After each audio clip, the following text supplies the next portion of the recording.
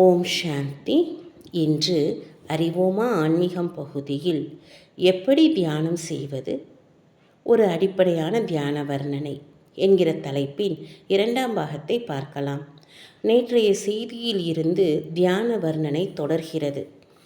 இது என்னுடைய உண்மையான வீடு, ஆத்மலோகம். இங்கிருந்துதான் நான் பௌதீக உலகத்திற்கு வந்து பல்வேறு பௌதீக உடலை எடுத்துக்கொண்டு என்னுடைய பல்வேறு நடிப்பின் பாகத்தை நடிக்கிறேன். நான் இந்த இடத்தை கண்டறிந்து விட்டேன். நான் அதை மறந்து விட்டேன். ஆனால் இப்பொழுது அதை மீண்டும் கண்டுபிடித்து விட்டேன். இந்த ஆத்மலோகத்தில் எனக்கு முன்னால் என்னைப் போல ஒரு பிரகாசமான ஒளிப்புள்ளி இருக்கின்றார். ஆனால் என்னை விட பல மடங்கு அதிகமாக பிரகாசமான ஒளி கதிர்களை பரப்பிக்கொண்டிருக்கிறார்.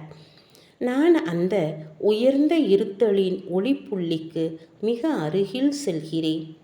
அவருடைய அழகான ஒளி வட்டத்தால் ஈர்க்கப்படுகிறேன். அந்த உயர்ந்த இருத்தலின் ஒளியானவரும் என்னை தன்னிடம் வரவேற்கிறார். இறைவன், பரமாத்மா அல்லது உயர்ந்த தந்தை தன்னுடைய எல்லையற்ற அமைதியின் பொன்னிற ஒளிக்கதிர்களை அனைத்து திசைகளிலும் என் மீது கூட பரப்புகிறார். அவர் அமைதியின் பெருங்கடல், முழு உலகத்தின் அமைதிக்கு உயர்ந்த ஆதாரமாக இருப்பவர். நான் ஆத்மா, பொன்னிறமான ஆன்மீக நட்சத்திரம். அமைதியின் ஒளிக்கதிர்கள் என் மீது விழுவதை உணர்கிறேன். நான் இனிமையான அமைதியின் ஒளியை ஆழமாக உறிஞ்சிக் கொள்கிறேன்.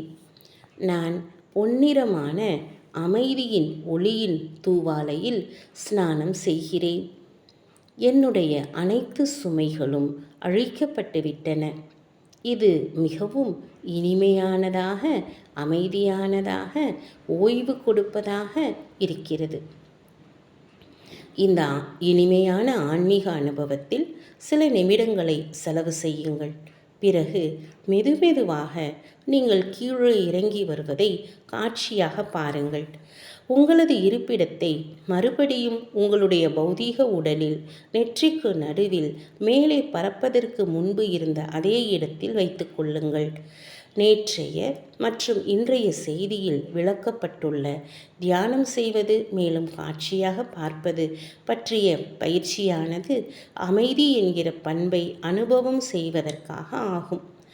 இது போன்ற தியானம் ஆத்மாவின் மற்ற 6 குணங்களாகிய அன்பு, ஆனந்தம், சுகம், ஞானம், தூய்மை, சக்தி முதலியவற்றை அனுபவம் செய்வதற்காக, அமைதியை அனுபவம் செய்வதற்காக உருவாக்கிய அதே போன்ற எண்ணங்களை தனித்தனியாக உருவாக்கி இந்த 6 குணங்களையும் அனுபவம் செய்யலாம்.